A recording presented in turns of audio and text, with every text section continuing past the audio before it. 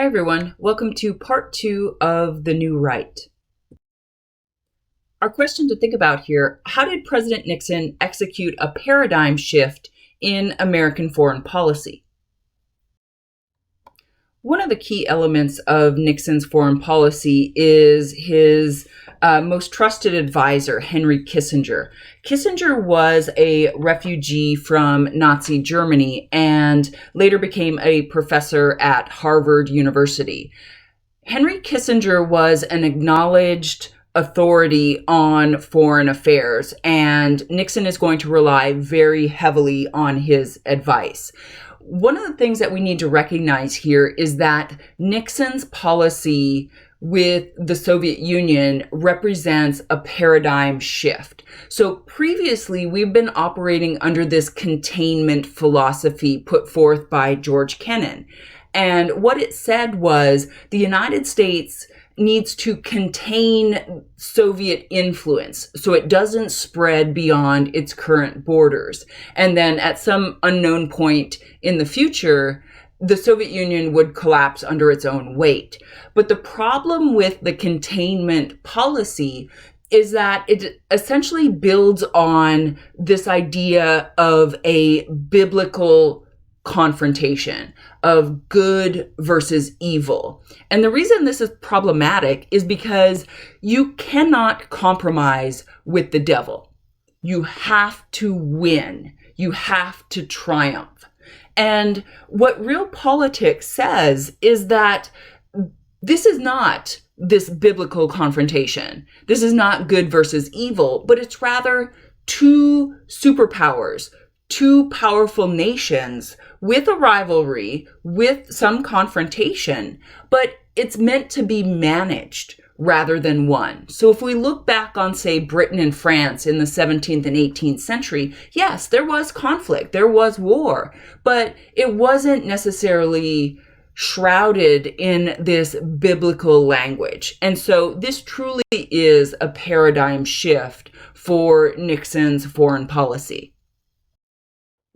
One of the things that's going to open up here is an opportunity with communist China. So remember, in 1949, the communist Chinese won the Civil War and established the People's Republic of China. And the United States refused to recognize the legitimacy of that communist nation. And so we had still argued that the nationalist government on Taiwan was the legitimate government for all Chinese people.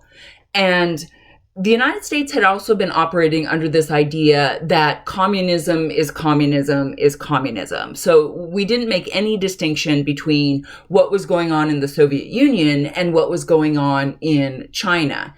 And what we start to see happening here in the late 1960s, early 1970s is that the relationship between the Soviet Union and China is a little bit strained. There's a simmering rivalry developing.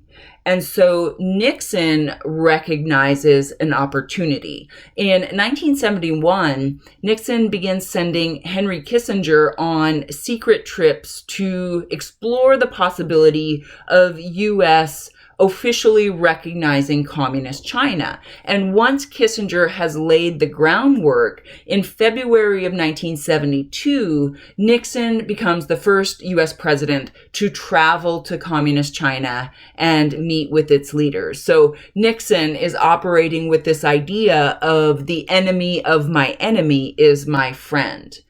Hardline Republicans were furious with Nixon's actions, but American corporations were eager to enter the huge Chinese market. The Soviet Union recognizes the United States is making a move to have a better relationship with China, and that is concerning to them.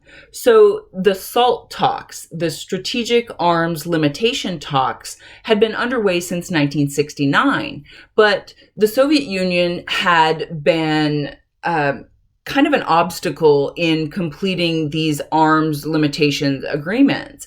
But once the United States improves its relationship with China, the Soviet Union becomes much more agreeable when it comes to maintaining at least a positive relationship with the United States. So in May of 1972, President Nixon becomes the first sitting U.S. president to travel to the Soviet Union. He meets with Soviet leader Leonid Brezhnev, and they sign two vital documents with the Soviet Union to improve the relationship and to reduce the production of new nuclear weapons. And so this dramatically eases tensions between the United States and the Soviet Union. In fact, we move into a new phase of the Cold War called détente, where we see this relaxation of tensions. And again, this represents a paradigm shift with how we had been dealing with the Cold War and the Soviet Union. So how did the American public feel about Nixon's foreign policy initiatives? Well, let's just take a look at the 1972 election map.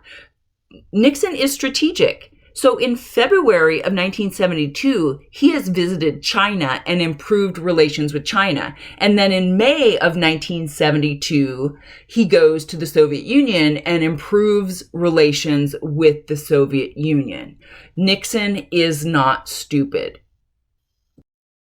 So coming back to our questions to think about, how did President Nixon execute a paradigm shift in American foreign policy? He operates under the strategy of the enemy of my enemy is my friend and tries to improve relations with China to make the Soviet Union uncomfortable. And then the Soviet Union takes that bait and Nixon begins a period of détente. All of this is brought about by the idea of realpolitik or practical politics rather than a containment philosophy of good versus evil. It opens the door to compromise. So stay tuned for part 3 of The New Right.